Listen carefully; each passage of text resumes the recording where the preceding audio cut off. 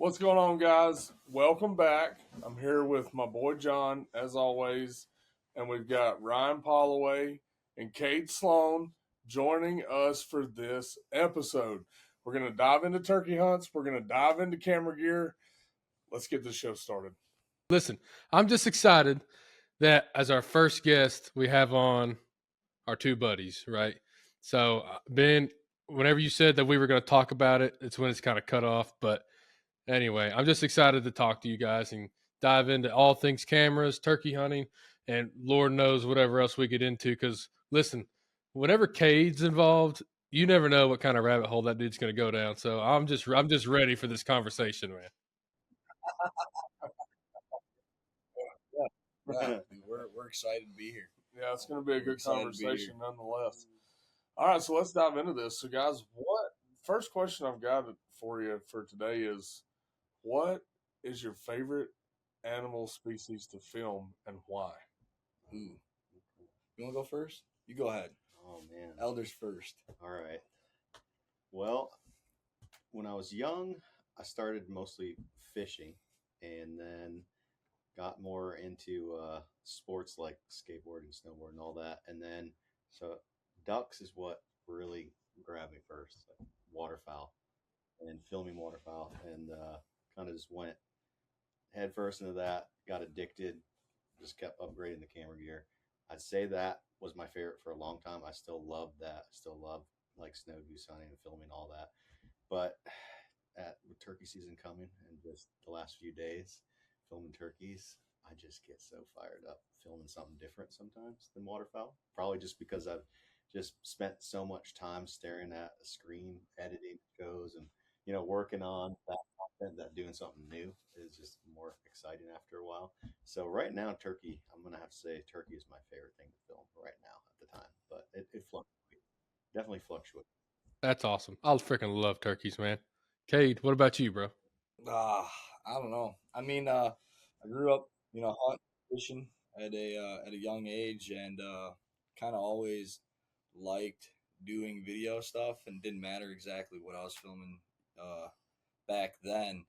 Now getting into it, I kind of started off kind of like my like Ryan, and I had a really good buddy of mine.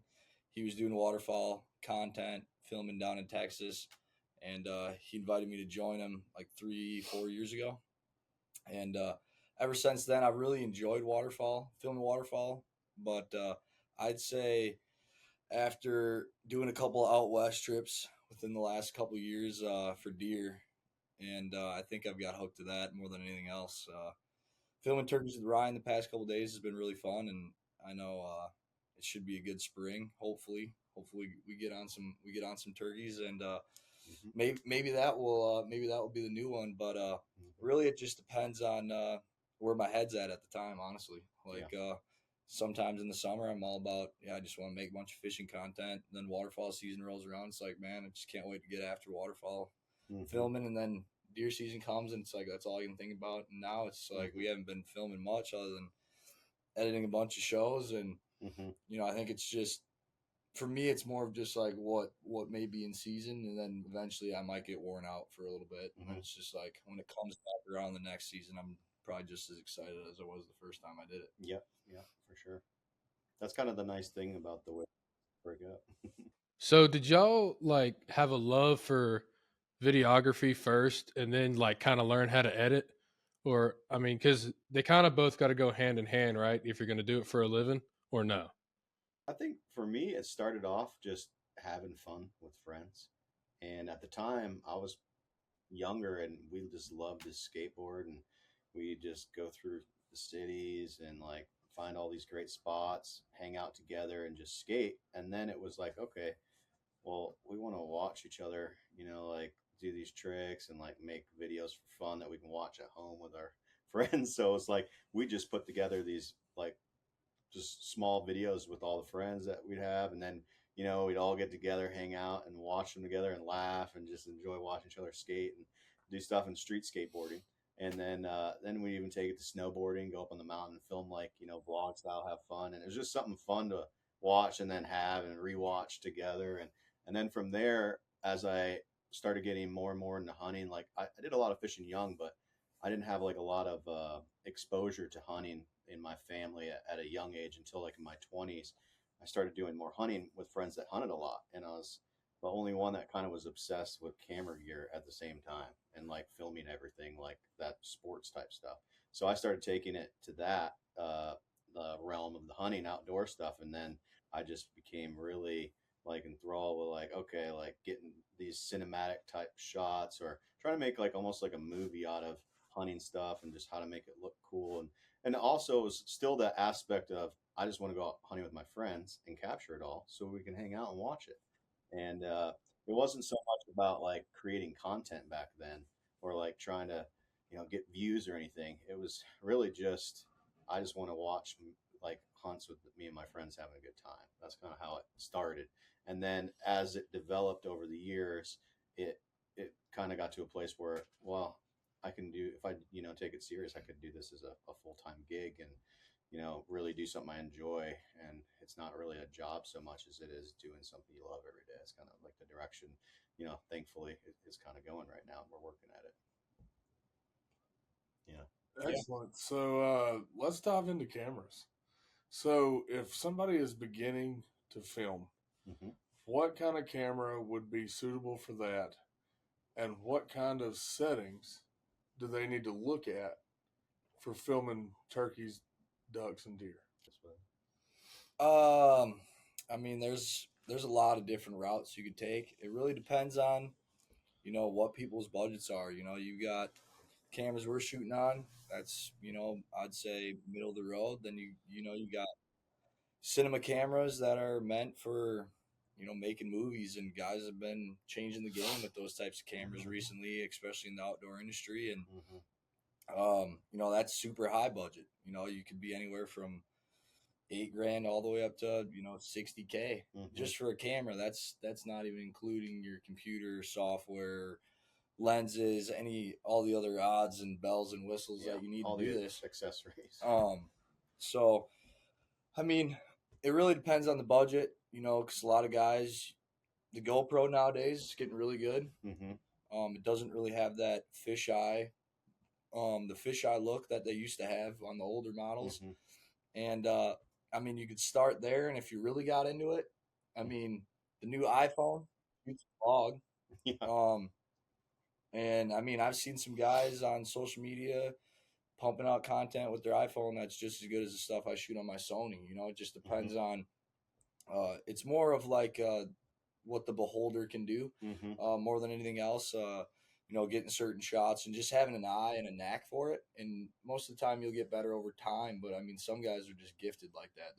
They're just artistically gifted and able to see shots before they're filmed, figure out transitions and that are and that's huge. But if you're gonna roll into something else, I know Canon's got great beginner cameras that are in that lower $2,000 range. But in my opinion, I've learned that a camera, the cameras are nice, but your glass at the end of the day is going to be what really makes it. Nice glass, Mm-hmm. nice lenses are huge. So you can kind of skimp on the camera body to begin with, and maybe go out and get some better used glass. Overall, which long term is going to help you out when you start upgrading that body. At least your lenses are just going to keep on going with that system that you already have. So it's kind of hard to say what's good, what's not. It's more of a personal thing. And in terms of settings, I mean, it's more of just learning. You got three huge things I'd say that you need to learn, and that's f-stop, shutter, and ISO. Those are the biggest things. Shooting a manual, you don't need to log and all these other color profiles that these newer cameras have on them. You don't need to dive right into that. Shoot and rec, and just getting an understanding of exposure. Yeah, just getting the exposure down correctly, down pat, and just learning the overall system that you decide to go with is the biggest thing. Learning.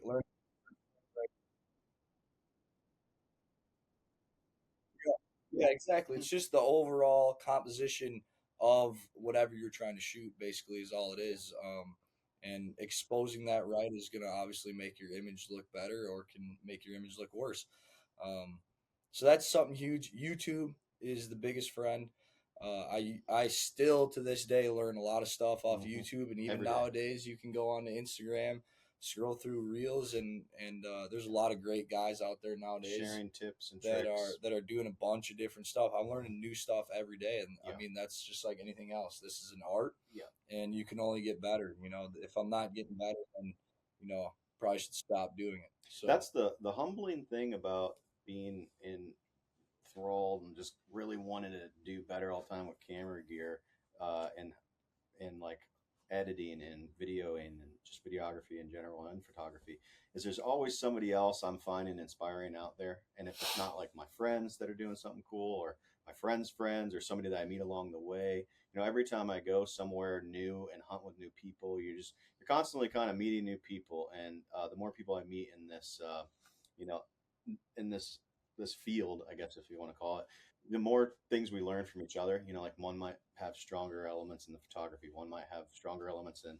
the editing, one might have stronger, understanding of the videography, and you all sit there and kind of brainstorm, talk about things, and teach each other and help each other, and you tweak things and you get better. And that's what I like about it so much. Every day I can sit down, maybe I'll sit down with Kade on Premiere, and he'll be able to show me something that's simple that I've been wanting to do for a long time that he's just figured out. And then there could be some little photo hack that I'm like, oh, you just need to do this here. And all those things over time, you just start growing and getting more and more experience. So like as a new user, like if I could suggest anything, is like, don't be overwhelmed, because even me being, I'd say 8 straight years of really just using stuff this every day, like I'm still learning stuff to where, like, just even this last week where I'm shooting in new modes that are different than when I was just in Canada for a whole month of the fall, and my footage is already looking way better than it was just then. And it's just because no matter what, as long as you keep just trying to, you know, dive in further and see what you can do to make it look better, you can always grow and get better. And that's kind of humbling for me.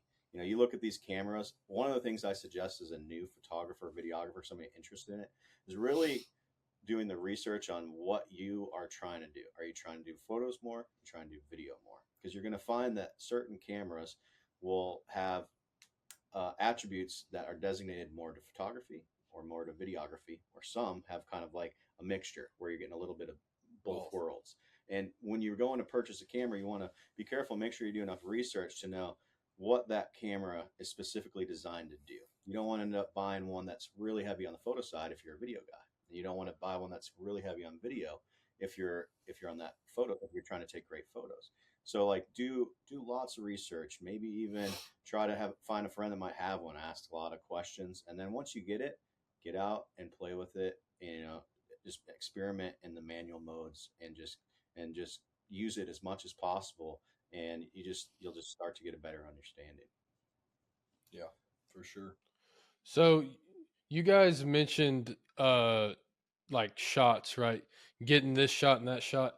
How many times, like if y'all are in Canada or you're spring turkey hunting, whatever it is, do you guys try to, like, maybe the night before or maybe even in the moment, try to picture what you want, or do you just kind of react and go with the flow whenever the animal is actually coming in? What do y'all like to do? I guess for me it's more of just like been doing it for so long, and also having a great mentor, my buddy, him just showing me along the ways different shots, and then I'm just taking my own spin, and me being a creative mind myself, making up just random stuff, Mm-hmm. a lot of trial and error and just seeing what works, what doesn't. Some stuff is going to work every time. Some stuff isn't. Some stuff's going to work in this situation. Sometimes it won't. It really depends on a lot of things. What are birds, deer, or turkeys doing? What is your lighting? What's this? What am I generally like trying to shoot for? Am I shooting for a TV show? Am I doing short content? And all sorts of stuff like that really go into consideration. But really, it's just like so confident about getting what I like. At this point, it's just going out there and doing my thing type of deal is really what it is. It's Yeah, you get into like a groove almost. If like when we go, Kate and I go up to Canada for quite a while, and we'll do spring and fall, a lot of snow goose. Um, and you get into like a rhythm. There's certain shots that you're going to need, and you kind of those ones are, you just kind of You just roll with it. you're just Yeah. kind of it's like a no brainer. You're doing the same thing. It's repetitive. You know what you're going to need, so you got to get those ones. But then after that's complete it, like that's when you try to find new ways to make things look cool. Yeah. And then you try to put your own spin on it, like you said.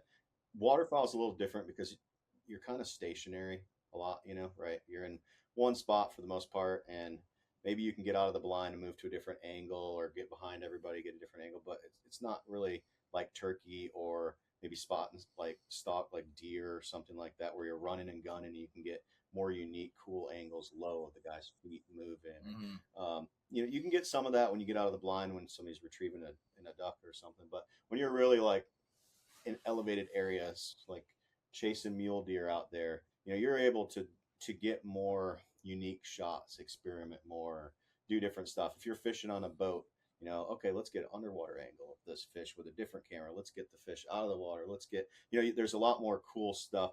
So that's why I think it's cool to be able to film all different types of outdoor, active, because then you get to experiment with a lot of these shots, and then you can maybe apply them to the other sport and see like what works. It's just fun. And I've also found that, when you're filming with other guys, like when I'm with Ryan, he's doing this shot, and he may be like filming something. I'd be like, hey, dude, try this.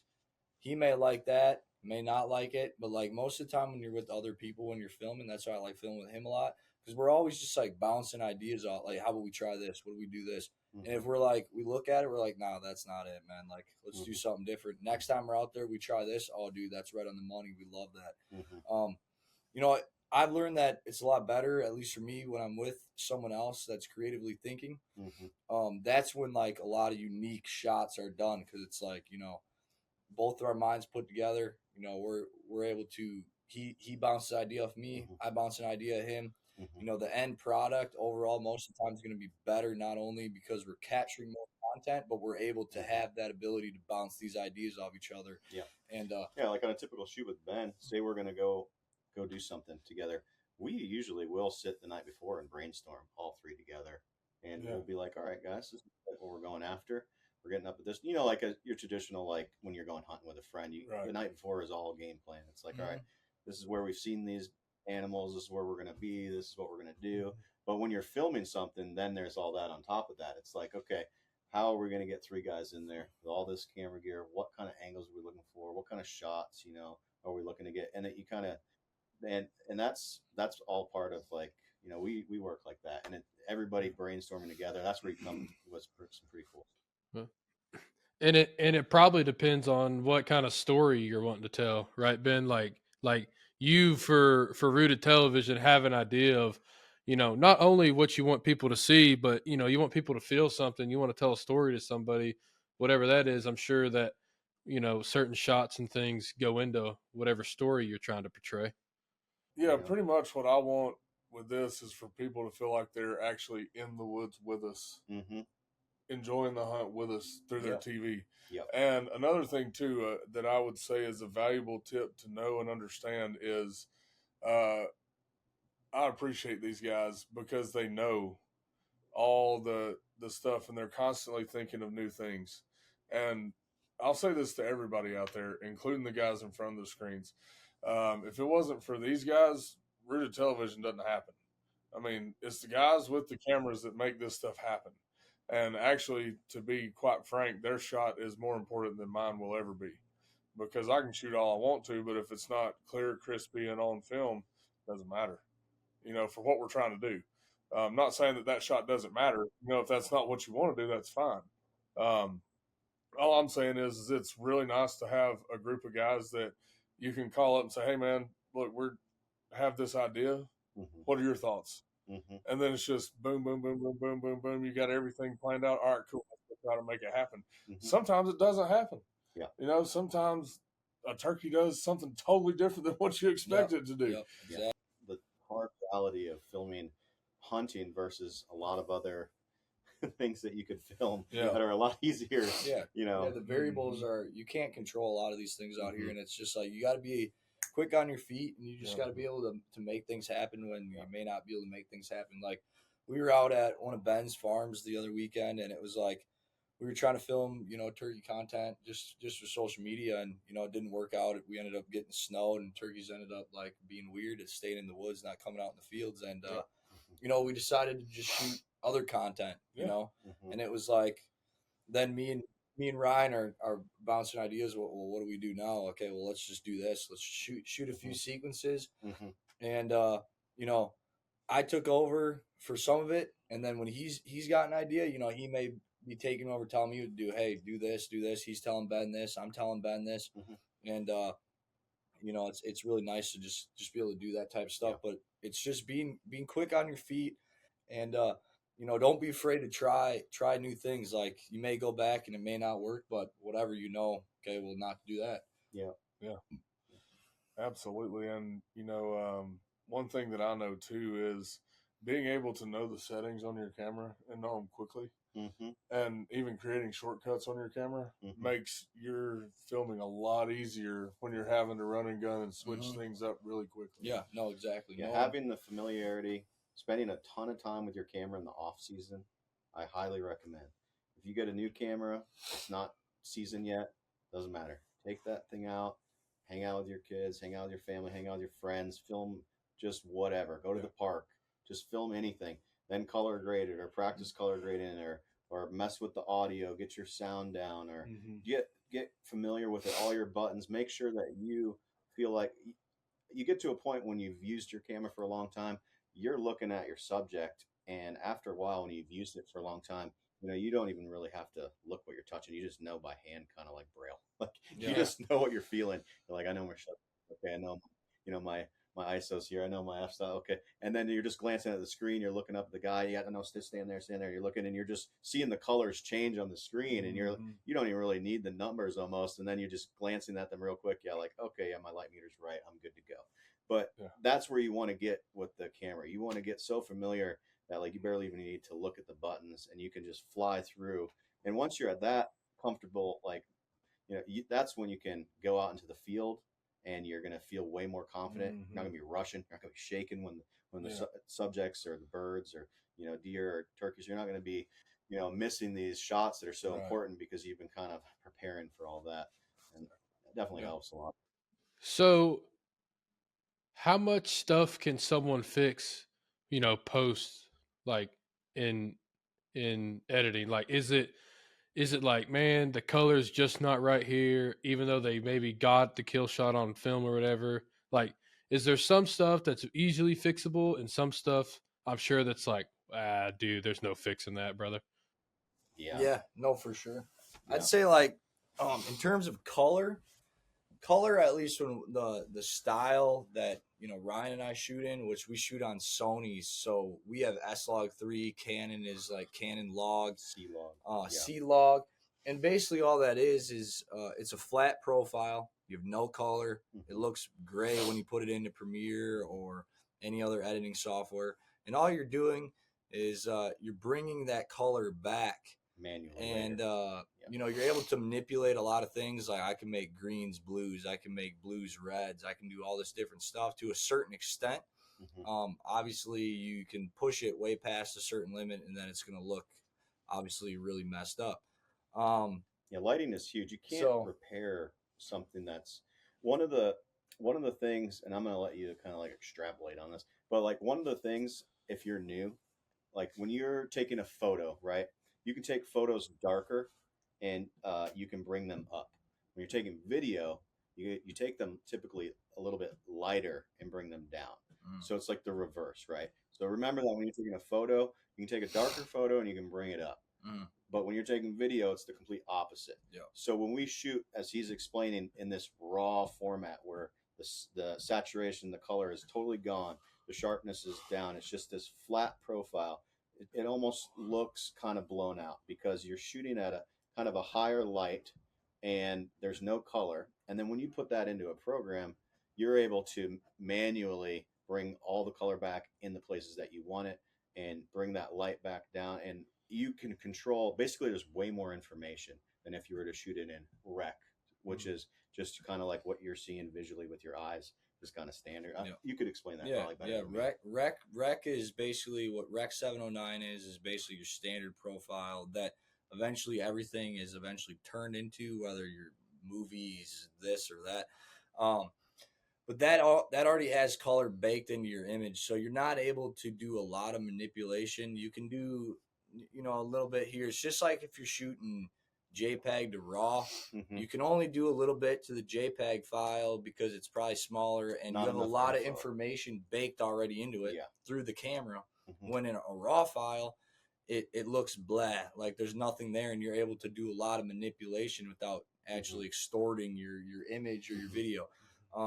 So that's huge. So like that's why eventually you want to work up to your S log 3s, your C logs, because that's just going to give you a whole different dynamic range. 10-bit color, you have like millions of colors to pick from Mhm. that are being able to bring back into that color, and that's Mhm. huge. So Mhm. yeah, and you can really mess that up if you can be way too overexposed. It really depends on your image. If I'm Yeah. shooting a turkey on the ground and maybe it's got sky in the back, and the sky is way too overexposed, I don't care And about by that. overexposed, you mean super bright. Yeah. Like just like white. Which You I can't don't bring back the clouds or the color. I don't exactly care about that because my subject is obviously a turkey on the ground. I'm exposing for my subject, Mhm. and that's something that you'll get used to with that's an eye for it. Some guys they like the Sonys have a lot already built in the camera that you can throw on there for S-Log3, and it gives you a base of what it's going to look like when you basically bring it back to Rec 709 in Premiere or in Final Cut. Yep. And so that gives us a base, and I'm basically just manipulating it on my camera with my settings, f-stop, ISO, shutter speed, to get something that I know, okay, well, I want it to be in somewhere in this range. I don't really care about the highlights clipped out because that's not what I'm worrying about right now. So if you maybe get way too high and the whole thing is completely blown out, super bright, then you're not going to be able to bring that information back. Like it's just gone. It's going to be just super white and faded, and you're not going to have color in it. It's just going to look really weird. And it's the same thing if you go too dark. You're not going to be able to bring a lot of that information back. Your colors are going to be gone. The blacks are going to have grain in them, and it's going to look bad. Exposure is one of those things that you need to spend the most time understanding, really, because it's setting your shutter is very basic. You're kind of always doubling whatever your format that you've chosen. Say you're shooting in like a 4K 24. You're going to set your shutter to a minimum of 50. If you're shooting in a 4K 30, you're shooting a minimum 60. It's always doubled. Say you're filming 120 frames per second. You're going to put that shutter up to 250 minimum for a standard shot. And then that's when you're going to notice, okay, now I've got that set. Now my f-stop has a little bit more clarity, not necessarily at that base, like the best 1.2 or the 1.4 came in. I crank that up to around a 5 or maybe even an 8, starting to get it darker, bringing my ISO up, level it all out. It's your sharpest image. You don't always want to run a lens right at your lowest f-stop, because sometimes what you're going to end up there is you're not going to have, you kind of have to do the research with your camera body and your lens, because sometimes you're going to have these little points in there where you're going to find a little bit better quality that's not at the lowest f-stop. Yep. And once you start getting that, then you start really getting some nice stuff. So whenever you say exposure, is that like too much light, not enough light, that kind of thing? So it's opening, basically imagine like, it's like your eyeball. Yeah, imagine you have a circle, right? And I start closing that circle, and now barely any light's getting in there. Now I start opening it, and it's allowing light in there. That's kind of what's occurring, and it's changing your image. But it's opposite though, because the smaller you are, the bigger it is. Yes. The bigger you're getting, the smaller you're getting. Yes. So it's opposite the way you're thinking about it. It works just like your eyeball. When you walk into a dark room, your eyes automatically dilate. Yep. So that way you can collect as much light as possible. When you go in a bright room, they squeeze down. Yeah, it's good. So that way it only takes in so much light, so it doesn't, so you can actually see something. Yeah, look at that. So I mean, it's exactly the same. I always as have your such a eyes. hard time explaining these It's hard to things. explain. I Like, can use them, and I often am embarrassed when people ask me what they actually do, and I'm like, Mhm. listen, Yeah. I'm not a camera scientist, but I can show you what to do with them. Now, Yeah, I can yeah. show you where you want it to be. Yeah. So now on a zoom lens, telephoto lens, when you're going from, let's say, 150 to 600, Mm-hmm. that f-stop is not going to be Mm-hmm. 5.6 Mm-hmm. the whole at way through. 600. Mm-hmm. Yeah. It's going to change as you extend that lens. And that's Depends on your lens. depends Some on lenses are some different. yeah, and what you see typically there is darkening of the Mhm. image as you Zoom in. as Yeah. you zoom in, and that's when as you would zoom in and that f-stop increases, then the image starts to darken. That's when you're going to also have to manipulate Your ISO. your ISO, yeah, or your shutter. Or like what I like to do. So like one of my favorite lenses I like to shoot on, Mm-hmm. 24 to 240 it's a 3.5 at 24, but at 250 it's a 6.3. Yep. So basically what I like to do is I just put that thing right at 6.3 and I never have to worry about it. You Yeah, know so what I he's mean? setting his exposures to the highest so that if he zooms in all the way and zooms back out, he's already At set 6.3. where it needs to be so that if he zoomed in all the way, he didn't have to change it if he's filming. So, because like imagine you were watching somebody's video and then they zoom in on the subject and now you see him changing the light in the middle of a clip. You'd be like, oh, that kind of looks weird. Like not real professional. But if I zoom in on a subject and I've already got it set right, I won't have to really play with anything. That clip's just going to look nice and clean. I'm zooming in, everything. You're not seeing light change really. Mm-hmm. That's kind of where that's huge. That's a very good hack. Yeah, that's a pro tip. Pro tip. That is a pro tip. That's guys. a pro tip right there. Yeah. Brought to So you by yeah, us. sometimes setting your exposure to where your whatever your f-stop is at your max zoom. That's where So I got another lens question. All right. So like, basic redneck me, like just goes and gets a camcorder. That way I can zoom wherever. Have you guys ever been in a situation where like you didn't have a lens that reached far enough, or you had a lens that reached too far and not close enough? Or like how does that work? It happens all the time. As a great example is like today. Yeah, this You morning. know, Yeah. when you're out there filming these turkeys, when you're not hunting them, can be super boring because you're just sitting there waiting for the turkeys. Hopefully, the toms to come into your decoys, and when you watch them fly off the roost when you're there late, and you can see them fly down in the field, and they just strut around on the other side of the field, and you're just sitting there, and now you're pinched, and now you don't want to go. You go where you don't want to go, and they just chill there, and then you decide. Let's go sneak through the river bottom and get closer, and then you pop up on the other side of a little ass shelf, and pop up, and next thing you know, there's the toms coming right to your decoy, and you blow it all. So then you have to crawl all the way around on the side. And now the turkeys are 300 yards away, And still blow it. and somehow something happens on the other side of the field, and now you have like 80 turkeys flying right at you like it was an army. Yeah. Of It's like turkeys. mallards coming out of the timber. Oh yeah. Yep. And it was a wild morning. so it happens. It happens a lot of times, and like that's why when you're in controlled environments, you can control what you want to control. You know what I mean? Like if I, that's why I like the 240 or the 24 to 240 because I have such a wide zoom, and especially like when we're in Canada, like that's basically the only lens that stays on my camera, except for maybe in the morning I'll run like a 24 prime. That's a 1 to 4. Yeah. And just because I'm gonna want more light in the morning when it's super dark. Yeah. As soon as we're done doing decoy setups, I put on that 24 to 240. Yeah. And what he's saying. So when you're, for instance, a lot of for anybody who's watching who likes filming waterfowl in fields, in layouts, or maybe A-frames or something like that. So you got a nice spread. Spread's maybe 20 yards in front of you, right? And your birds are coming in. A lot of times, if you're shooting a 24 or a wide lens, it's kind of a boring image to see the same shot Wide Oh, shot. while they're over and working the whole over way and to over. you, and then also it's the same shot once they do it. So what Kate's saying, this 24 to 240, awesome lens Sony makes. I love it. Kate, I love it so much. I had to buy the same one. He copied me. He Yes. copied the swag. Yes. But so 24 would be 24 millimeter, right? When you're fully zoomed out, you're getting this 24 millimeter. It's more of a wide shot. You're getting nice, wide, beautiful shot. Actually, that's what we're running on right now. Yeah. So if you see in this right now, this is the type of angle you'd be looking at. This is 24. You're going to get a wide shot. But the nice thing about a 24 to a 240 is you can crank that. Boom. Now I'm at 240. These birds are far out and I'm tight on them.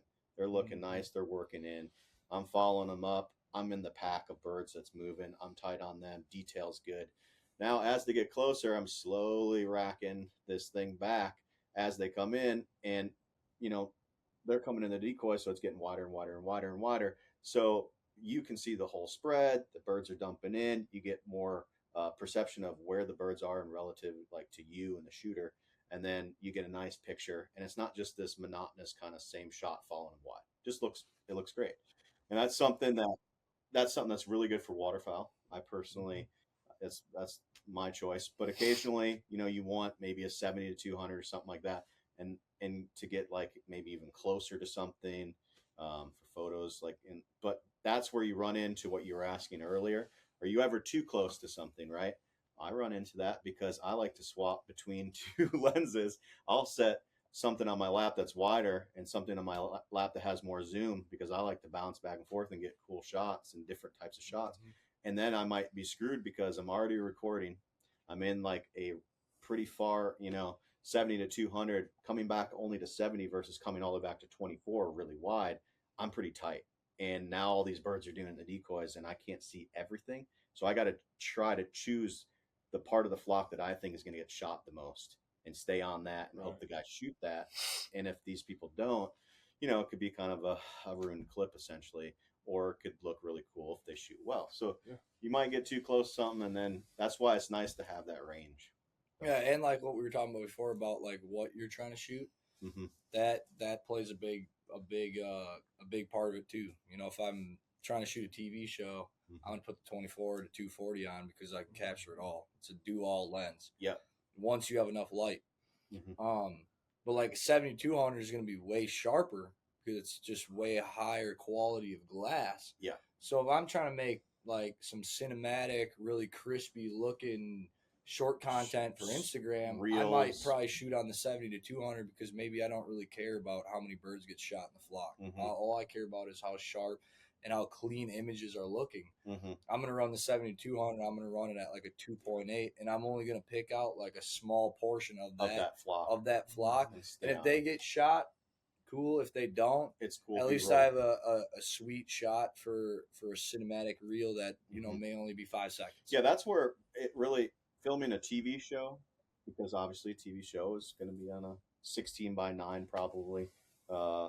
1080p on most stuff, right? Yeah. So you're getting that wide screen, right? So when you pull back and that 24 wide screen looks great. But if you're watching a reel, we all know it, or TikTok or whatever, you got that 9/16 or whatever it is, right? Yep, 9/16. So that's tight. So these tight shots with these sharper lenses look awesome there. So if you're trying to film more short form content versus long form TV, different types of lenses are going to benefit you in different ways. It all comes down, like if I had 3 like lenses I was going to get without getting, like, obviously if I was going to do like buy a one do all lens, it'd probably be like the 24 to 240. But if I was going to have like 3 really nice lenses where I can shoot a lot of different stuff. Personally, I like a 15 to 35 2.8. Very cool. Because then you can get like super wide shots, even wider than a 24. That is just ridiculous, almost fisheye looking, where I could be like right here in Ryan's face, and it still can get almost all the way down to like his belly button, And then I'd go somewhere with like a 24 to 70 2.8 because it's just quality glass, and then I'd do like a 70 to 200 2.8, and maybe I'd run, depending on what you like. Like I like to mess around with the 90 mil macro. stuff like that. And you can, mix and match, if you want more prime lenses, which are going to be a lot Tell them what higher. Tell them what a prime A, is. a prime lens is basically a lens that's, it's at a fixed focal length. There's no zooming. It's not a telephoto lens, but it's going to be way nicer most of the time than a telephoto glass, because most of the time it's way more expensive. It's at a set and f-stop. your f-stop is going to be a lot lower. And a lot, they're better lenses overall. And those lower f-stops, great in low light, are awesome. Especially for filming decoy setups in the morning, or for hunters that film in low light situations often, or even doing deer recoveries. If you shoot a deer in the afternoon, you don't find them till that night. That's excellent for that. Absolutely. But they're going to be you're going to spend a lot more money, but you're going to get the bang for the buck. Yeah, there's a reason. Is really what it is. They're more expensive, but there's a reason, and it's actually they're worth it. But most of the time, for us at least, for him shooting photos, those can come into play huge, because he can run around with 85 mil on or something like that, or a 50 mil on, and he's going to get some nasty, crispy looking shots at like a 1.2 or a 1.4. But for the filming side of things, it comes to then it may not be very usable because we can't zoom. If I'm set at 85 and maybe birds are not doing it quite right, and they're not doing it right at our feet, then 85 I might be done. Birds might be at 40 yards, and they may look like they're at 100 because I'm just not there. I'm not able to zoom in. So for us, it's not practical on the filming side. For him, for photos, it can be really nice, but then again, we're not all made of money, so not all of us can have, absolutely. You got to pace yourself. Yeah, exactly. Like for me, like we're trying to get like FX6s and stuff like that, just trying to level up the game and that sort of stuff. Get into a whole different realm of the more video you spend time doing this, the more you're like, I'm gonna need that. I'm gonna need that. I'd like this, I'd like that. So you pace yourself and get the things that can get you by, and then work your way up. Hone your skill, hone your craft, and learn it. You can do a lot. Upgrade. I mean, you'd be surprised. Like I'm using an A7 III, and me and Kade have been tweaking this thing for a while, making it look dialed in, really good. And there's ways to make cameras that aren't the best camera out still right now, because things accelerate and they keep coming out with new tech. So I have my camera's outdated, but there are ways to make. Don't just give up on your camera if you can't afford one yet. There are ways to dig into that camera and figure out how to make it look just as good as some of these new cameras that are out. If not very close. You just have to really do the research. You got to do a lot of critiquing. It's just us, doing this for so many years.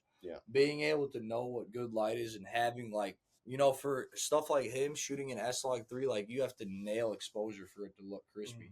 If you're off by a little bit in that sort of camera, an 8-bit, that's going to be night and day with how much noise you're going to have in an image. So that's just overall experience of getting out there and doing it, and do it all the time. If you're going to wherever doing something, just bring your camera, shoot something, get some clips, go back, practice color grading, go back and, like you said, practice your sound effects, practice this, practice your transitions.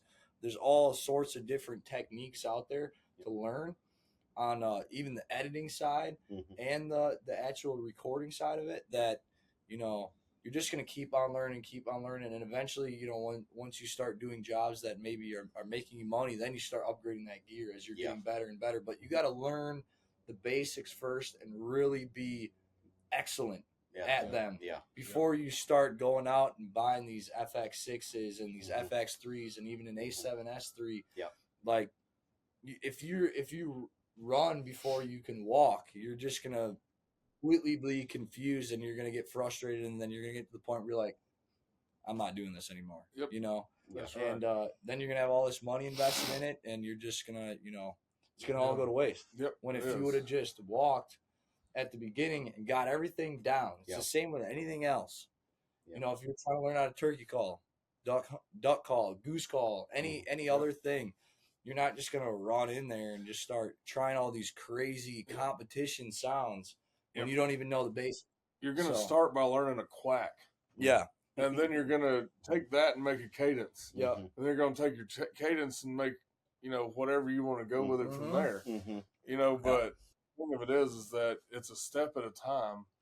because you don't learn this stuff overnight. It's a lot of technical things that go Mhm. into doing this, Months and a lot of months. variables. Yeah. A whole lot of variables. Filming hunts is not easy. Mm-mm. It is not easy, and you're gonna get discouraged, but just don't quit. Just keep going. Mhm. And one day you're gonna wake up and be like, "Oh, I got it." You Mhm. know, it just clicks, Mhm. and it makes sense to you at that point. So Mhm. that is what I would say is just don't give up and just keep going in the woods, keep taking that camera with you, and you're going to get really good stuff at Yeah. some point or Yeah. another. Yeah. Ask questions. There's a lot of people out there, like we said. Yep. YouTube watching, like I've watched so many hours of YouTube videos on color grading, Yeah. exposure. We'll be working on two different things. I'll be in my computer room, he'll be in his, and then we'll be sitting there like sending each other reels on some tip that I Mhm. just saw that like, dude, did you see this? This Yep. is a great shortcut. There's so many people.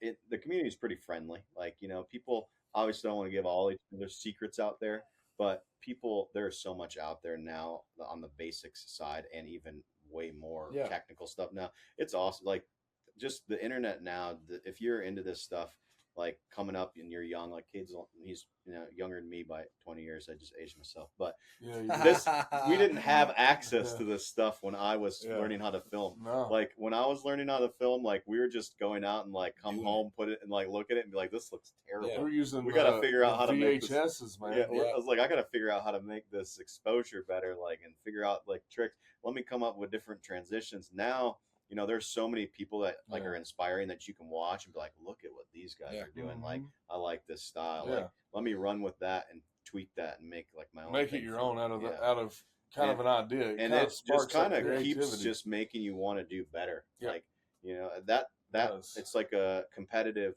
like thing I just have in me. Like, oh, I can Yeah. do that. I want to do it. And like, Yeah. and then we wake up and get up at 4 a.m. and chasing turkeys. And it's a month out yet because we just want to practice for when Yep. the turkey season really starts. Exactly. And we know we're dialed in. We're Yep. gonna get the footage we want Yeah. the way we want. Yep. And we're just, And we just like we're just doing it. building It's fun. backlog. Yeah. Content is content. Backlog. At the end of the day. And at the end of the day, it's really nice to be with some good dudes in God's creation, Yeah, absolutely. watching the That's- sunrise. you know? Exactly. Yeah. There's nothing better than sitting back and listening to some old longbeards gobble. Yeah. And watch the sun peek up over that tree, and you can see them all strutting on the limb, all that, and you know that God created them to do just that. Yep. And He created us to kill them and eat. Yeah, we're here to chase after things. I got a question. I got another question for y'all too. So we've been talking about a lot of technical stuff and all that's cool. Okay. I got a question of what is, in your opinion, like one of y'all's just best videos, best clips, crispiest things that you've ever made? I'm sure y'all got a story of one time somewhere. Like what is one of y'all's coolest videos or clips or whatever that y'all have made, recorded, whatever? Uh-huh. We'll let all swaggy Swaggy handle that one. Swaggy P over here can let her rip first. Yeah, so I'm gonna run you through. So that for me, this is why it's humbling, right?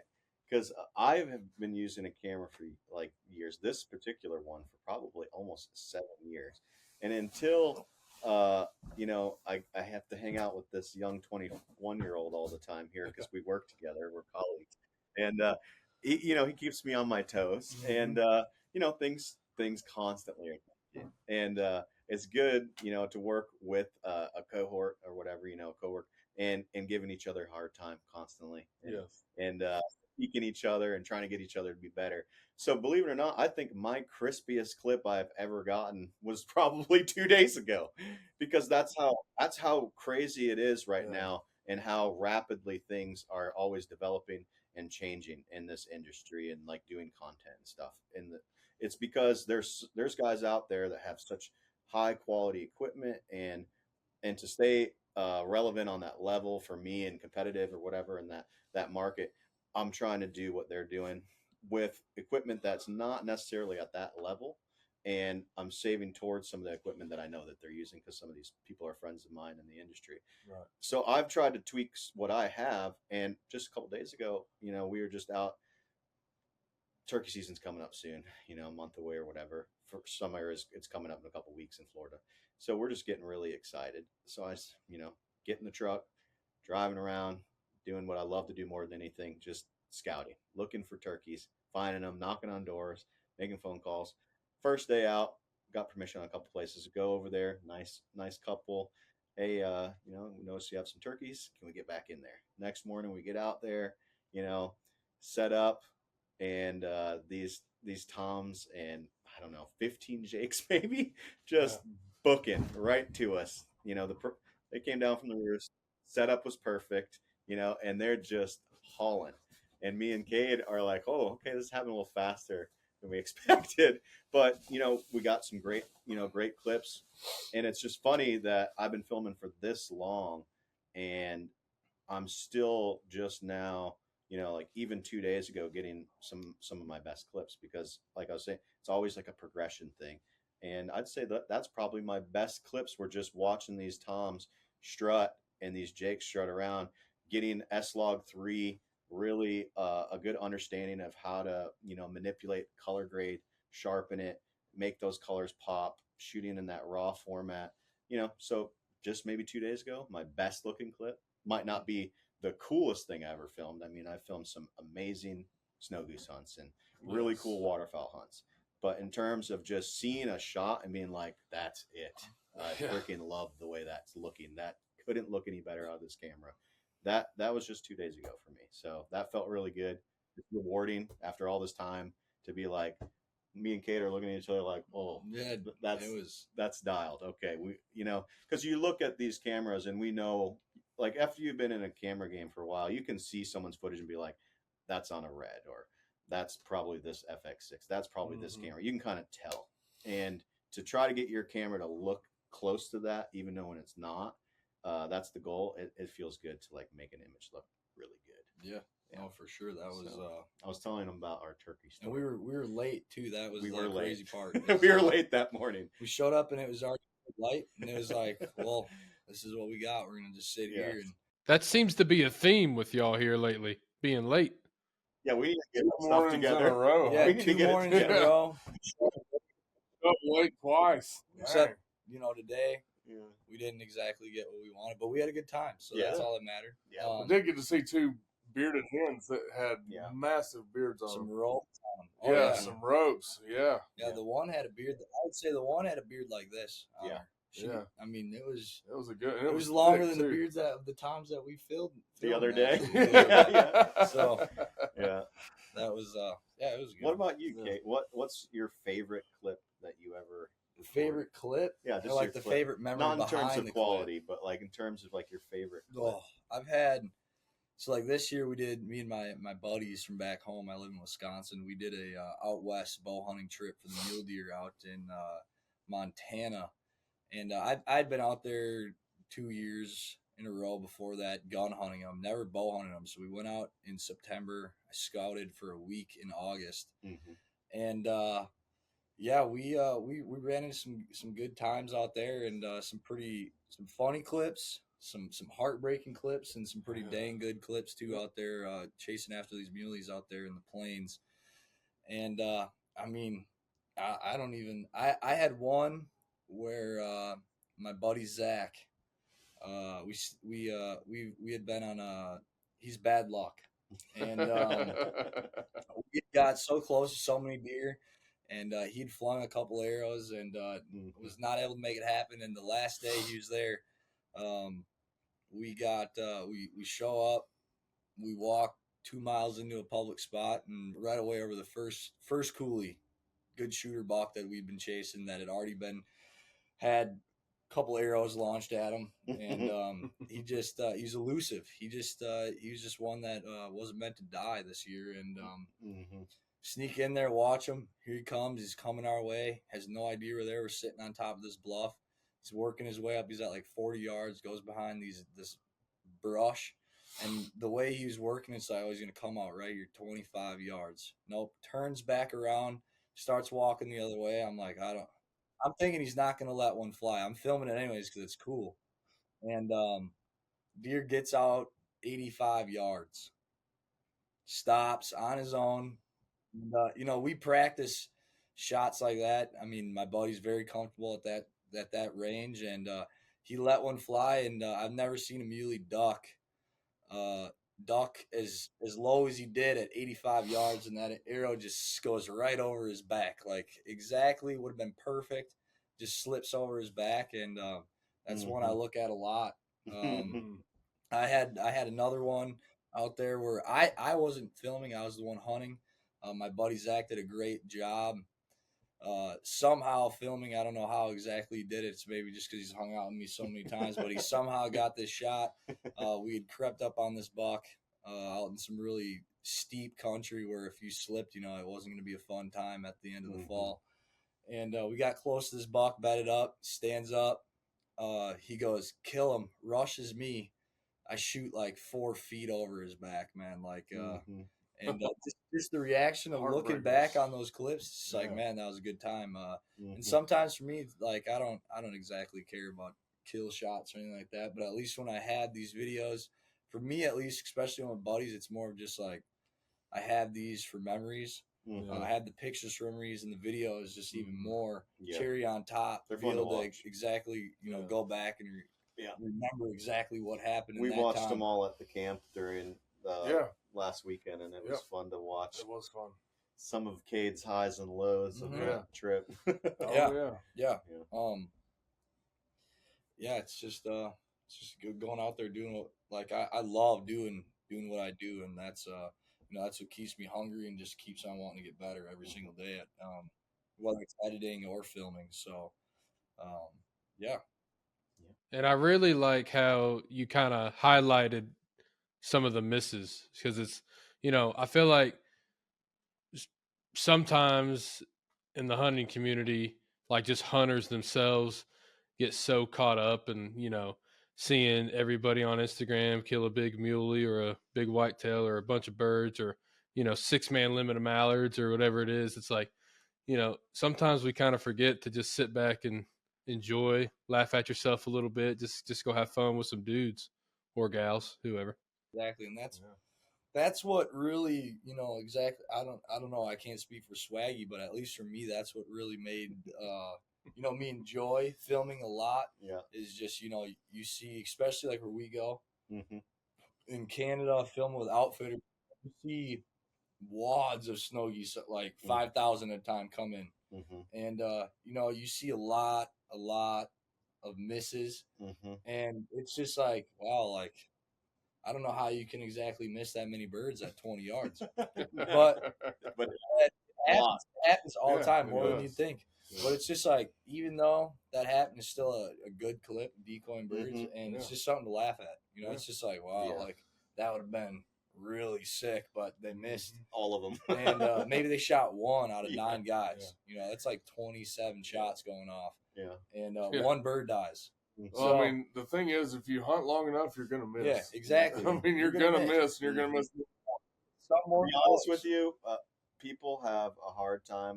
I don't know. It's just sometimes the big flocks like mesmerize people. Yeah. And then they stop aiming. Flock shooting. Yeah, they're flock shooting. Yep. And you get the smaller group, 6, 7, and they take them all. Yeah. So I mean, do y'all ever notice like at these outfitters that people who aren't used to being around cameras start maybe shooting a little faster or kind of not really thinking through their shot whenever they're on camera because they're just not used to it? Have you guys run into that? Say more of, at least for me, filming with the guys, the outfitter that I film with now. I've been there for so long. I know a lot of the guys, and some of them, like some of the good groups that are kind of younger, they start getting cocky on camera, and they're like, "Yeah, we're wait for tomorrow. We're gonna wipe them out." And they start shooting. It's like, boys, what's going on? What's going on here? Man? All that smack yesterday night at dinner, but now you guys can't hit a bird. I've definitely had people ask if we can delete some of those clips. Yeah, for sure. Yeah, exactly. I can't. No, we'll see that one somewhere. Yeah. So, but for at least for me, that's where I see it. But a lot of the times you get guys that just get real timid. Like a lot of guys, they're all talkative. You shove that camera in a lot of people's faces, and they go like, silent. It's like they look like a ghost. Like That's why it scares them to we death. try, and sometimes it's best to just try to get those candid moments. Don't let them see you filming. Try to find a place where people don't even know that you're filming, so they act naturally, because it can change behavior. Yeah, I mean, it's just being yourself and not being like. I kind of tell people, I'm like, hey man, you're kind of being like plywood right now. A lot of times on camera, people just kind of stiff it, and you're like, bro, what are you, a piece of plywood? Come on, homie, let's go. Like sometimes Ben does that. You know, you stick that camera in his face and he just sits there like a lost puppy. You know? No, Ben's got natural TV. Ben's natural charisma. TV. Yeah.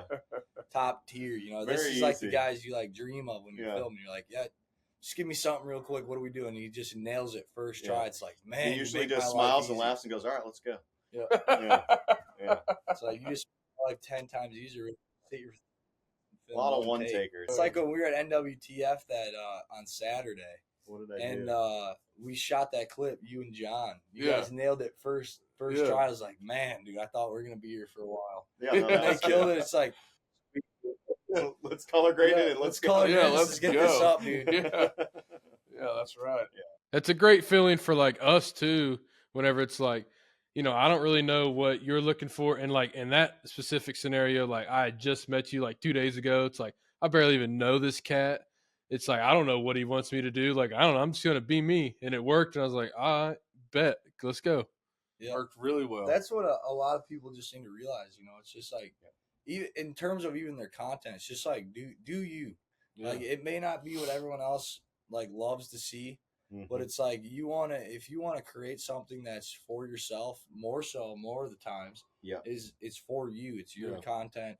It's whatever your creative mind wants to create. You know, don't let seeing a lot of people's other work, you know, affect what you're doing. You know, take bits and pieces, but don't try to exactly copy what everyone else is doing, because then you just fall in with everyone else. And don't be discouraged either. Don't be discouraged by people that are just ridiculously good at stuff, because it's, you know, honestly, one of the thing about our industry, sometimes there can be kind of it can be a little bit there's some jealousy floating. Yeah, there is sometimes. But you kind of just gotta just keep doing your thing. Just focus on you. Do your thing. Be positive. Compliment people. Just keep grinding. If there's people being negative to you, just let it go. Don't even respond. Just keep on going. Just keep on keeping on, because you know that's just something you're going to run into. The more that you're doing stuff, and the more that your stuff's getting noticed, you kind of run into that. And I've run into it before. And you know, you just gotta keep doing your thing. Being supportive of other people that are doing your thing. You're gonna keep meeting people that are good people. And like I run into that with Swaggy all the time. It's like, man, dude, you content blowing me out of the water. Oh my god, don't listen to know this guy over here. Now he's talking some mad over here. He's talking some junk. I don't know. We're in the presence of like one of the best photographers in the game right now, and that's for sure. I can guarantee you that right now, top 5 for sure. I would say all that day. true. All day. He likes to be humble, but I mean, go look at that Instagram. Go to his pictures and you'll see. Go look at that Instagram over there, Ryan Poloway on the Instagram. Go check it out. God, no. Give him a follow while you're at it. I mean, you'll see on there like he's been on that 35-day Canada grind for a while now. And, I've got my way. Sequential poster, all right. He's at about day 19. It's like I think I made it into the 20s now. It's like almost March here, so we got to make that turkey switch. Eventually, we might end up at day 35 by the next time we're in Canada. You know, maybe we'll get there. Maybe so. I see stuff from last spring. I haven't posted. Spring turkey hunting content won't be on there probably until July, so just stay tuned. All right, or maybe even August. Yeah, exactly. Maybe stay tuned on there. It'll end up on there eventually. Maybe for a short time, just a little bit. Yeah. It'll be a small window. Remember how he was saying, don't necessarily do what everybody else is doing? Yes. That's me. That is you. I do exactly what I want to do. Yeah, and that's right. I just keep posting what I feel like, and I don't follow necessarily what everybody. A lot of people will transition, and that's kind of what we're making a joke about. A lot of people will transition like the second the duck season ends that day. The very next day, they're like, turkeys. Season, like, man, I'm thinking about them turkeys. And I'm like, yeah we all are. Yeah, we've been thinking about them turkeys. I've been already out there filming them like an idiot in the snow. In the snow. Yeah. You know, one thing I will say, when you're in front of the camera, whoever's behind it, if you're getting nervous about looking into the camera, Yes. just talk to your buddy. Yeah. I mean, just have a dialogue with them. Just look at them and talk to them. Yeah. Don't worry about the camera. Forget the camera's there. Just talk to whoever is standing behind it. And that way you're having that dialogue like you're talking to them. And then it comes out more natural. Yep. Oh, yeah. No, for sure. That's because that lens has a way of scaring people. Yeah. Stage fright. Some people don't like to see the reflection of themselves in that lens. You know, it scares them off. So. So, what about yourself, John? What have you been up to? You getting excited here for these turkeys or what? Oh, dude, listen, man. There's a few things I truly love in this world, and turkey hunting's it's up there, buddy. I mean, it's like God, my wife, and turkey hunting, and sometimes that can change. Okay, I'm not gonna lie about it, but I freaking love turkey hunting, dude. I love it, man. I mean, I go out there and I just try to have a ball, and I learn so much, man. My favorite thing about turkey hunting is just the interaction. I don't know how much y'all know about me, but I mean, I've competition called. I've I've just been turkey hunting since I got into hunting. I just love it, man, and it's just so much fun. I love introducing people into turkey hunting, as Ben knows, and I've told this story kind of before on here a little bit, but I've got my father-in-law, poor little Richie. I've got him into turkey hunting this year. I'm taking his brother, my wife's uncle. I'm taking him out for the first time. I got my brother on his first long beard last year. Like, I just love it, dude. I love introducing people into it, and it's just so much fun. So yeah, I am ready. I'm I'm so freaking just ready to rip. And now I'm getting into trapping. So you asked me what I've been up to. Uh, yeah, dude. I've dude, it is so much fun. I didn't realize how much fun. Literally today, I got 2 raccoons. I think I just got another one while we're filming this. My wise eye's blowing up. I'm pretty sure it's a raccoon in a trap. So I just love it, man, because that stuff saves turkeys. And you know, it's just simple as this. If I can do something to create more turkeys, which then creates me able to shoot more turkeys in the face, I'm in. You convince me. I don't need to do anything else. Let's roll, dude. I'm all the way in. So yeah, man, I'm so ready, and I'm really pumped to hunt with y'all. I know we've got some exciting stuff lined up, dude. I'm ready to grip it and rip it, baby.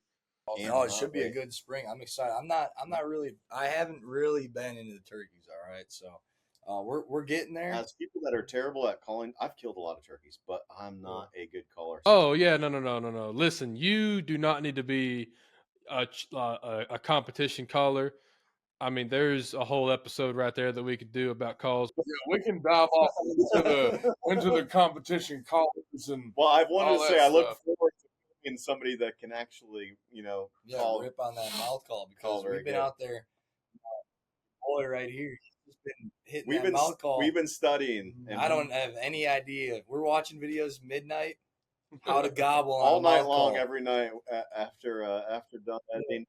Yeah. We're on the learning the turkey. How to purr on a mouth call. How to bubble cluck on a mouth call. I can show y'all. He can teach you. That would be excited. great. You know, the biggest thing that we've really been looking at is more of like, what calls is everyone running? There's figuring like out a million of them which things mouth out call styles are the best. Yeah, which one fits you the best? Yeah. Blah blah blah blah blah. Like, all that stuff's nonsense, dude. People talk about, oh man, this tape, that tape, this latex, brother. Listen, dude. If I don't care what kind of thickness tape, some people just can't blow a call, man, and I don't care, dude. Like, you got to just, first things first, bro. If you can't yelp on a mouth call, like, quit talking about, oh, I use this grade and it's this wide. Bro, you can't even yelp, homie. What are you even talking about? Like, first things first, you got to be able to do the basics and then get into all that other stuff. Like there's some people who can do that, and it's just like the cameras that we were talking about. Like, hey, listen, don't care if it's if it's a whatever you were talking, I don't know, you were talking Spanish to me, but if it's a blah blah blah camera, it's like, hey dude, if you don't even know what ISO is, pump the brakes, okay? Like same concept here. It's like, listen, so for y'all, like what I would do is just start with a pot call, preferably like ceramic or slate, something easy. Like you need to know what a Yelp sounds like before you can recreate it with a mouth call. They're not really that bad, John. They're just yanking your chain. Yeah. This dude right here is actually pretty good on a mouth call. Dude, but that's the thing. Like, I don't know.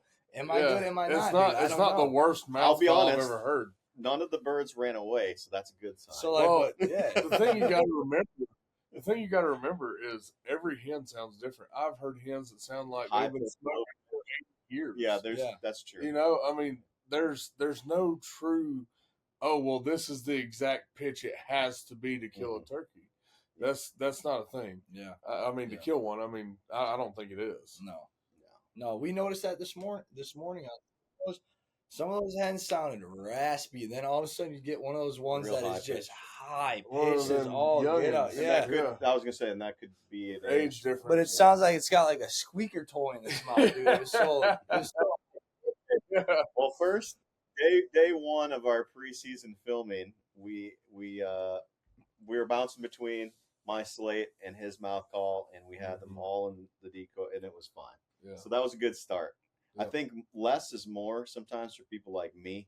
I don't do a ton of calling. I've killed a lot of turkeys because I just do what I need to get their attention, and I try to put myself in the right place, and I try to pattern the birds so that I don't really have to do a lot. Yeah. And that's how I've been successful because I know I'm not. I've never been really great on any instruments growing up as a kid.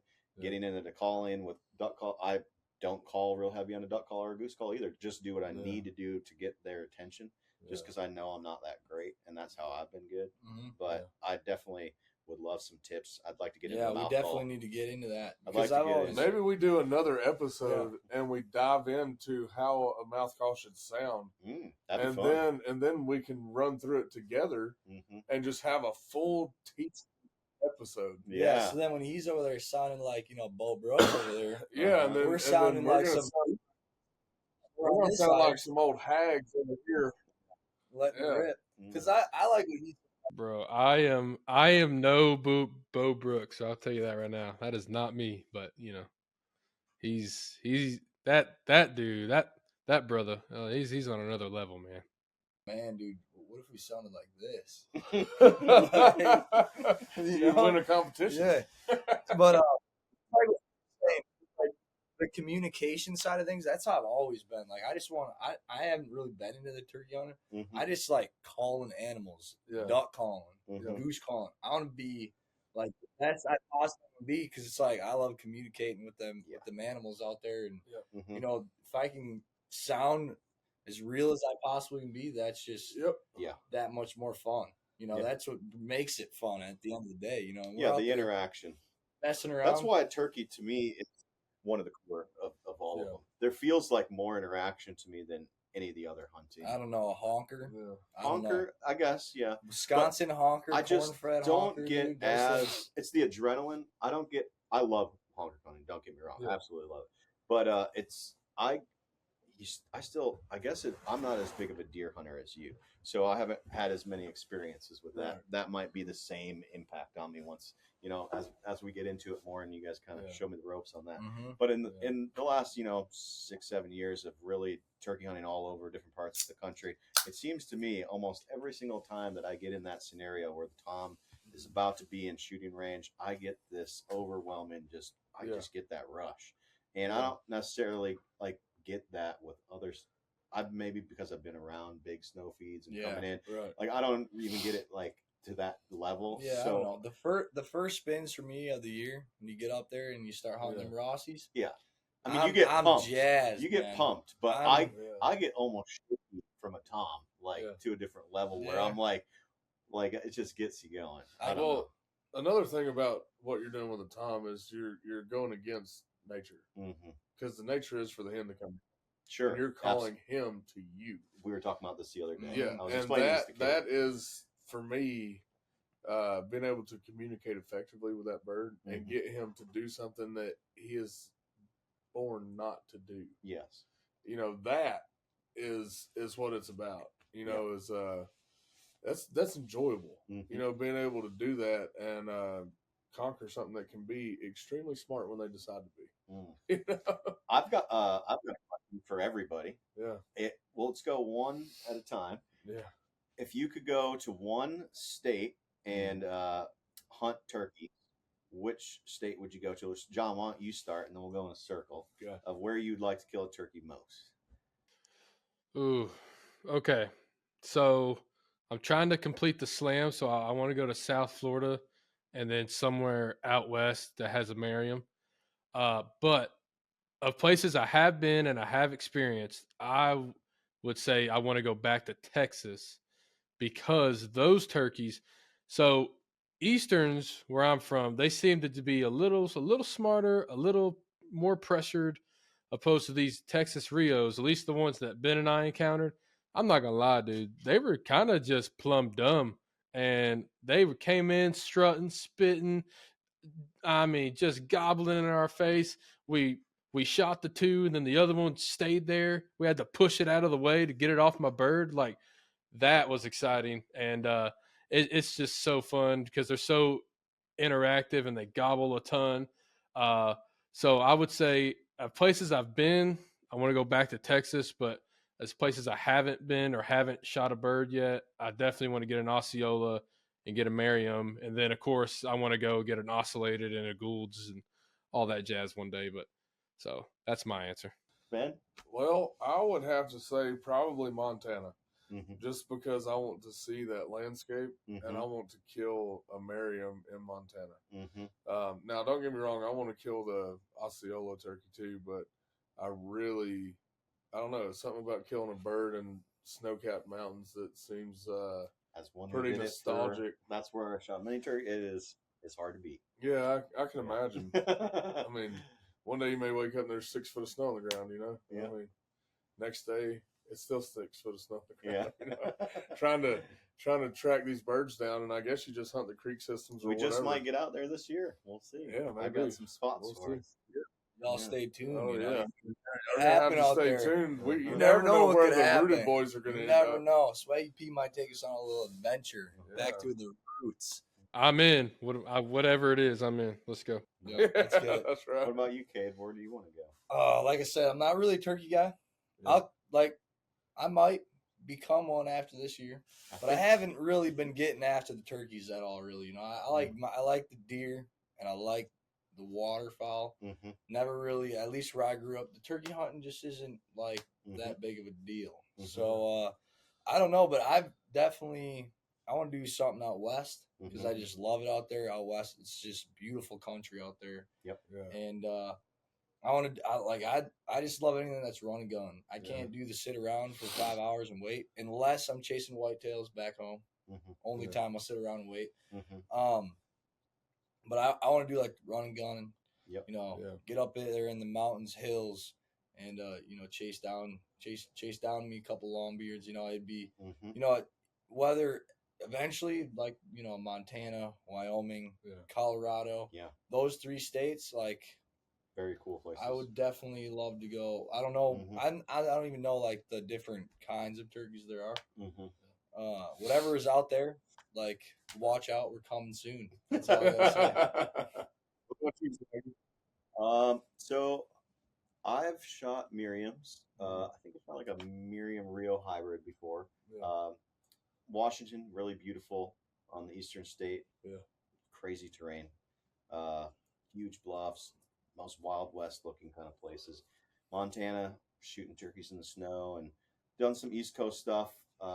Just, beautiful Easterns in North Carolina and West Virginia up in the Blue Ridge and stuff like that. But had a great time in Tennessee last year chasing Eastern. But I'm after that elusive Blackwing Osceola this year, and that's what I want. I'm going to Florida. Hopefully, Kade and I are doing some research. Ben's doing the research. We're looking at places. We're meeting people. If you're out there and you have any... we don't know when this is going to be launched. But if you're out there, These That'll are the be lunch guys next week. next week. So I know that season is like what, March 4th? March 4, we're going to be in Hit the up your area. boys. 6th through the 10th, we're going to be in Florida. We'll be around. We're going to try to get on an Osceola. A And couple of them, 6 yeah. hopefully. We're trying to kill all 6 of them. And we might do some turkey hunting in North Florida. We'll see. But we're going to try to get down there. We're going to try to just have a good time.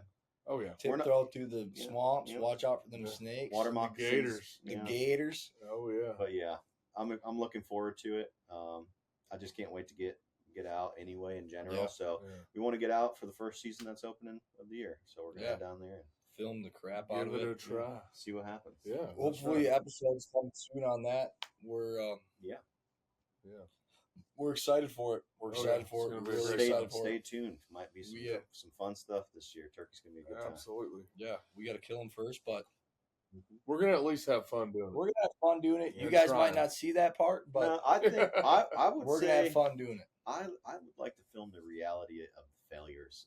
Yeah, and that the sounds great. successes. Because Turkey, Because it happens so much with us all the time. yeah, I'll but- say it yeah. happens with anybody that hunts. You're going to have a lot of failure Yeah. before you have success. But I like kind of showing the reality because then it makes the victories that much better. Sweeter. That Yeah. much. Yes. That much sweeter. Yeah, no two ways about that. Well, folks, I think we've run out of time here for today. Let's wrap this thing up. Yeah. And, We got to go chase turkeys in the morning. yeah, so. appreciate you guys being on we loved as guests today. That was great to have you guys. Hey, where can people find y'all at? Instagram for me is Kade with the K, Kade Sloan SLOAN _ on Instagram. Yep. That's you can find me on Facebook. I probably won't add you back as a friend, to be honest with you. That's just not how I roll. But follow them on Instagram. Instagram's the place to be at. Yeah. Be there, be square.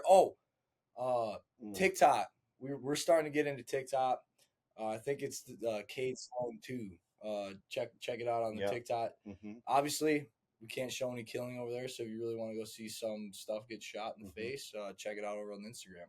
Yep. And then mine's just first last name, Ryan, RYAN, Poloway, POLOWAY. That's Instagram. And then What's that TikTok? that TikTok is Swaggy P 83. Swaggy P 83, baby. Swaggy P 83. Yeah, Check it out. Hit me up on. I'm about 7 years too late on TikTok, but I'm on there and I'm posting some turkey stuff. So check it out. Yeah, check it out. Check it out. Thanks for having us on, Yeah, guys. appreciate it. John, always good to talk to you, buddy. Absolutely, man. Appreciate y'all for coming. Talk to you, buddy. It's always good talking to you. Yeah, thanks, man. Yeah, can't wait to get together and do some more stuff. Yeah, for sure. Turkeys beware. Absolutely. Let's go shoot some birds. Let's do it. All right, with that, I am going to sign off. The redneck is out. Yeah, the redneck is out. See y'all. See y'all.